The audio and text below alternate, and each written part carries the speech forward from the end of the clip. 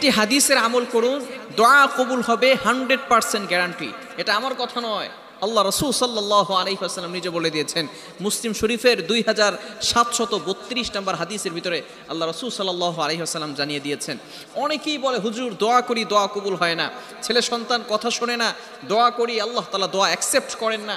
অনেকেই বলেন হুজুর আমার স্বামী আমার কথা শোনে না, কিন্তু দোয়া করি দোয়া কবুল হয় না, সংসারের ভিতরে অভাব লেগেই আছে, একের পর এক আল্লাহ তাআলার কাছে দোয়া করি, বিপদ আসতেছে দোয়া করি, কোনো দোয়াই আল্লাহ তাআলার কাছে অ্যাকসেপ্ট হয় না।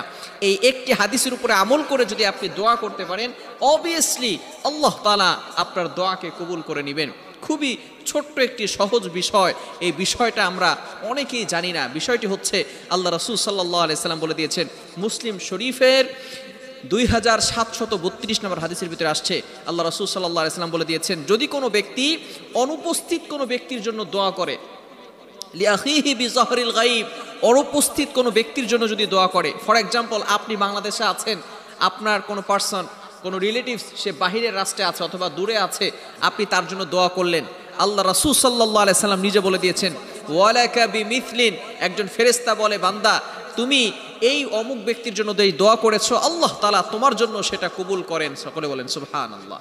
আল্লাহ রাসূল সাল্লাল্লাহু আলাইহি ওয়াসাল্লাম এটা আমাদেরকে জানিয়ে দিয়েছেন।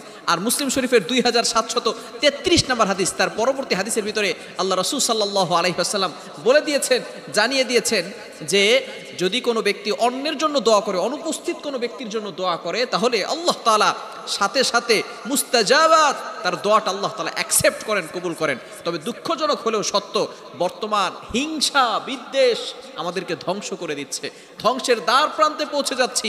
আমরা কখনো যাদেরকে একটু ভালো দেখি, আমাদের রিলেটিভসদের ভিতরে যাদের ব্যবসা বাণিজ্য ভালো চলতেছে, যাদের ইনকাম ভালো চলছে, যারা খুব হাই লেভেলের ভাবে আস্তে আস্তে উপরে উঠতেছে, তাদের লাইফে ডেভেলপ হচ্ছে, আমরা এগুলো দেখতে পারি না, হিংসায় তাদের দিকে আমরা তাকাতেও পারি না, আরও তাদের জন্য বদদোয়া করি। খবরদার, আপনি তাদের জন্য দোয়া করেন, আপনি যেই দোয়াটা তাদের জন্য করবেন সেই দোয়াটা আল্লাহ তাআলা আপনার জন্য কবুল করবেন। এজন্য অনুপস্থিত ব্যক্তির জন্য কোনো বান্দা যদি দোয়া করে, এরপরে সে নিজের জন্য দোয়া করে, আল্লাহ তাআলা সেই দোয়াটা তাড়াতাড়ি কবুল করেন। এজন্য দোয়া হচ্ছে মোস্ট ইম্পর্টেন্ট একটি সাবজেক্ট, খুবই গুরুত্বপূর্ণ একটি বিষয়।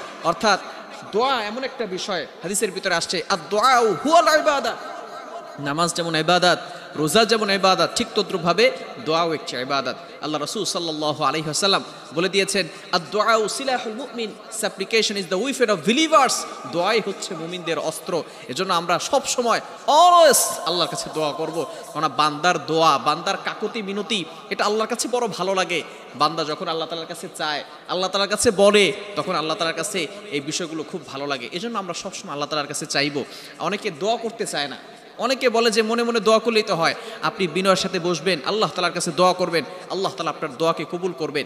এজন্য আপনি অনুপস্থিত ব্যক্তির জন্য অবশ্যই দোয়া করবেন এবং আপনার জন্য চাইবেন, দেখবেন ইনশাআল্লাহ আল্লাহ পাক রব্বুল আলামিন এই দোয়াটা তাড়াতাড়ি অ্যাকসেপ্ট করবেন, কবুল করবেন। এজন্য দোয়া যেহেতু গুরুত্বপূর্ণ বিষয়, আমরা সব সময়, বিশেষ করে কিছু সময় রয়েছে, এই সময় যদি আমরা আল্লাহ তাআলার কাছে দোয়া করি, তাহলে আল্লাহ তাআলা কবুল করবেন।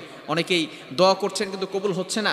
আপনি এই যে একটা ফর্মুলা আল্লাহ রাসূল সাল্লাল্লাহু আলাইহি ওয়াসাল্লাম যে টিপস আমাদেরকে বলে দিলেন, মুসলিম শরীফের 2732 নম্বর হাদিস, মুসলিম শরীফের 2733 নম্বর হাদিসের ভিতরে আল্লাহ রাসূল সাল্লাল্লাহু আলাইহি ওয়াসাল্লাম আমাদেরকে একটি টিপস শিখিয়ে দিয়েছেন যে তোমরা যখনই দোয়া করবে, অনুপস্থিত ব্যক্তির জন্য দোয়া করলে ওই দোয়াটা আল্লাহ তাআলা 100% কনফার্ম করে আল্লাহ তাআলা অ্যাকসেপ্ট করবেন। আল্লাহ তাআলা আমাদের সকলকে এগুলো বুঝে আমল করা তৌফিক দান করেন। সকলে বলেন আমিন।